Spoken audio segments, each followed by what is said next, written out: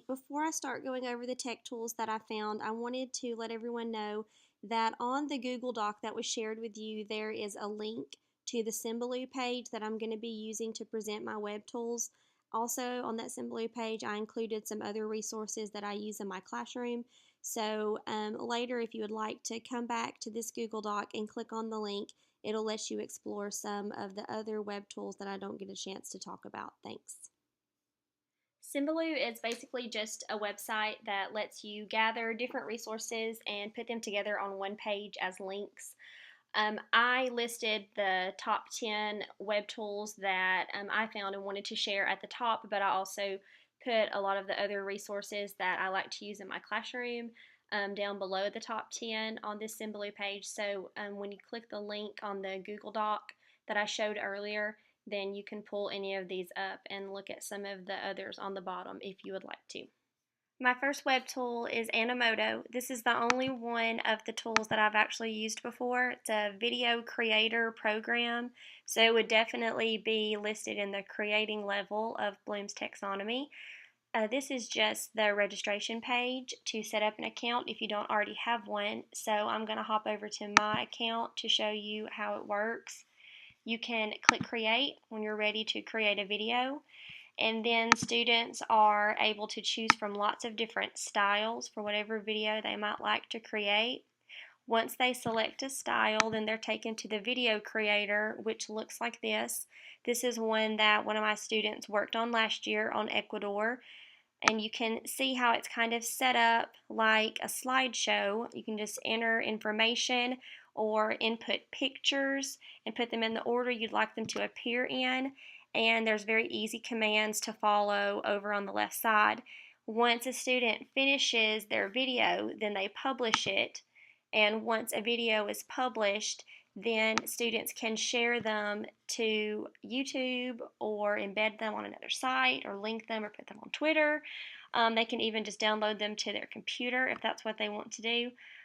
So it's a really great program. The only thing that's not so great about Animoto is that it does have a free version, but the free version is not great. With the free version, you're only able to make videos that are 30 seconds long, which is definitely not long enough for most things you would probably want to be using it for.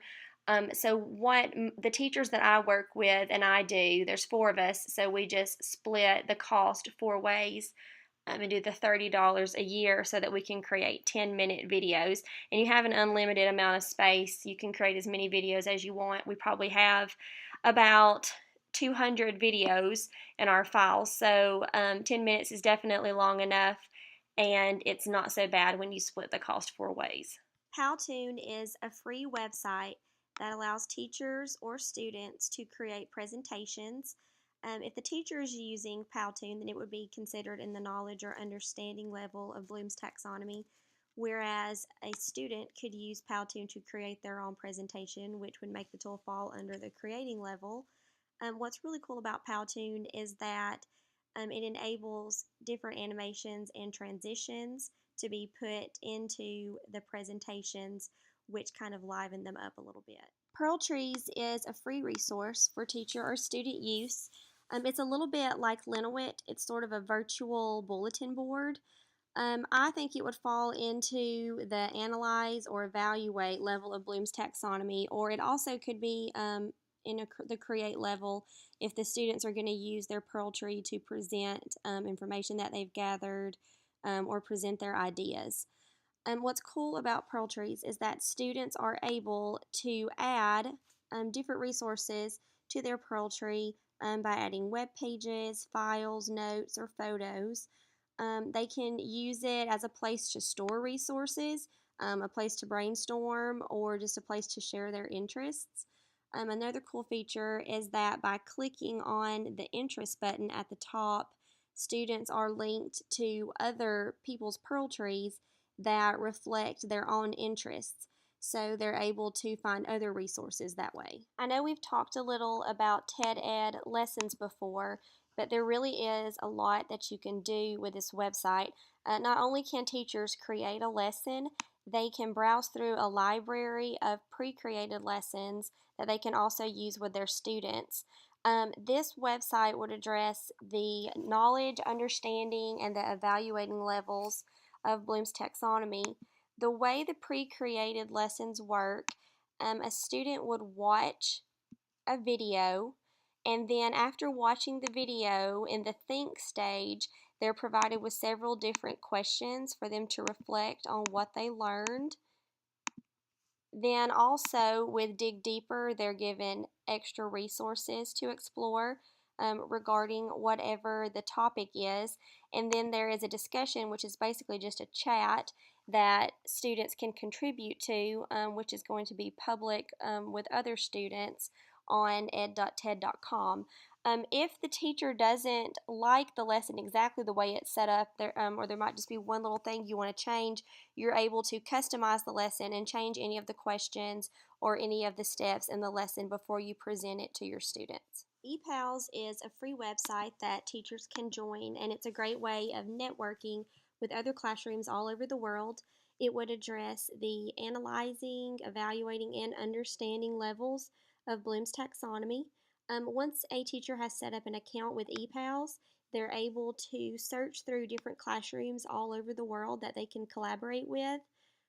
This page allows teachers to see what other educators around the world are interested in collaborating on or just communicating about, and you can find a classroom that you would like to connect with. Storybird is a free resource that falls within the creating level of Bloom's taxonomy. It motivates students to write their own stories by providing motivation through different illustrations. Once a student is inside Storybird, they're able to search through a collection of different illustrations, and then once they've chosen an illustration that they like, they can choose to use the art to motivate a long form book, a picture book, or a poem. Creating comic strips definitely would fall in the creating level of Bloom's taxonomy. And I was looking for a really great online comic creator, and I happened along this page on someone's Livebinder account that lists tons of really cool resources to use when creating comic strips. So at this page, you can search through lots of really good resources that students can use in their creative writing.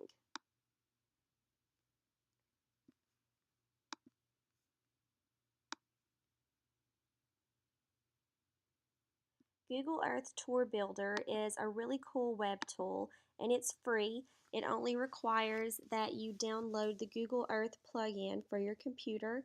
With the Tour Builder, students can view a tour that's already been made, which would fall into the knowledge and understanding levels of Bloom's taxonomy.